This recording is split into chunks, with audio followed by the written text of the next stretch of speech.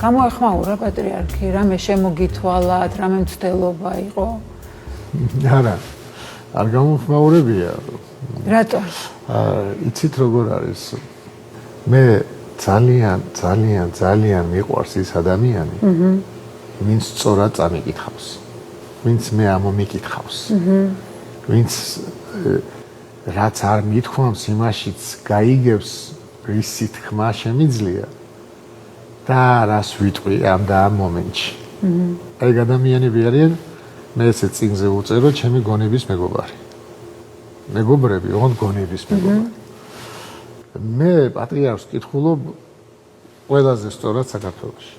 ეგ პატრიარქმა იცის. მე მისი ღვაწლიც და მისი დუმილიც სწორად წავიკითხე.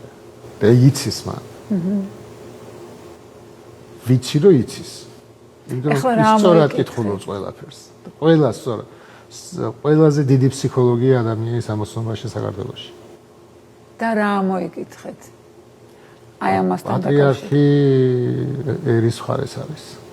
მე ამას იქ რო გავდივარ, ყოველთვის ამას ვეუბნები. არ იფიქროთ.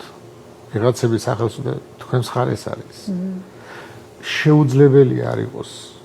ვიცი რომ ერის მხარეს არის. ვიცი რომ საქართველოს დამოუკიდებლობის მხარეს არის. ვიცი რომ ავტოკეფალიისთვის მას სისხლი აქვს ჩათხეული.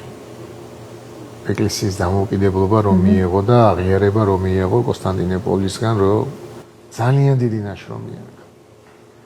ბევრი გინება მოსლია მაგის გამო. ბევრი ბრძოლა მოსლია რუსეთის გამო, რუსეთისგან.